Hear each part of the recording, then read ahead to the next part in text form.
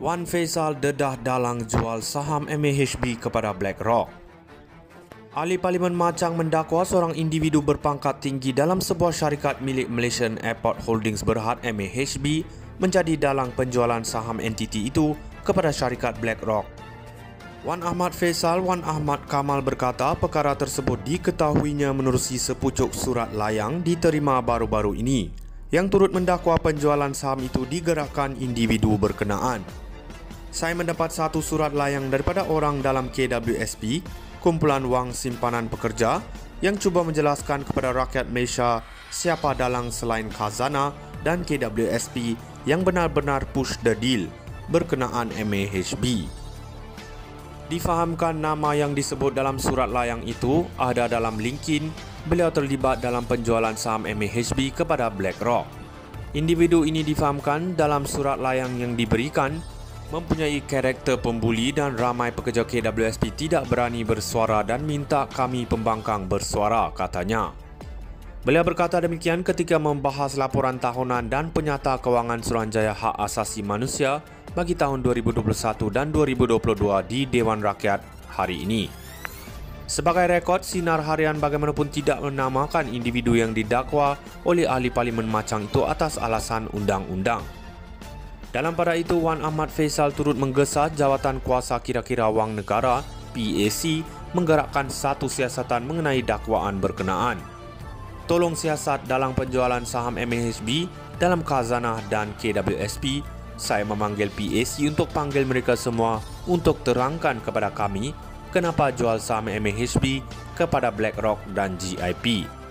Sebelum ini, media melaporkan usul tergempar yang dibawa Wan Ahmad Faisal untuk menggesa penangguhan atau pembatalan penjualan sebahagian saham MAHB kepada BlackRock ditolak Speaker Dewan Rakyat Tan Sri Johari Abdul. Beliau mengemukakan usul berkenaan mengikut Peraturan Mesyuarat 18-1 dan 18-2 sebagai usul tergempar. Wan Faisal dedah dalang jual saham MAHB kepada BlackRock. Ahli Parlimen Machang mendakwa seorang individu berpangkat tinggi dalam sebuah syarikat milik Malaysian Airport Holdings Berhad MAHB menjadi dalang penjualan saham entiti itu kepada syarikat BlackRock.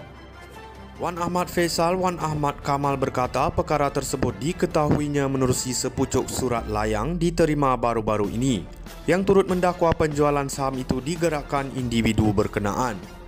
Saya mendapat satu surat layang daripada orang dalam KWSP, Kumpulan Wang Simpanan Pekerja, yang cuba menjelaskan kepada rakyat Malaysia siapa dalang selain Khazanah dan KWSP yang benar-benar push the deal berkenaan MAHB.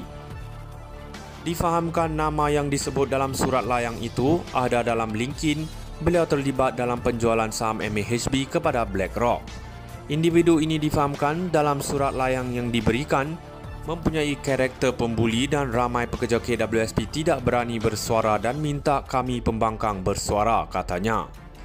Beliau berkata demikian ketika membahas laporan tahunan dan penyata kewangan Suruhanjaya Hak Asasi Manusia bagi tahun 2021 dan 2022 di Dewan Rakyat hari ini. Sebagai rekod, Sinar Harian bagaimanapun tidak menamakan individu yang didakwa oleh ahli Parlimen Machang itu atas alasan undang-undang.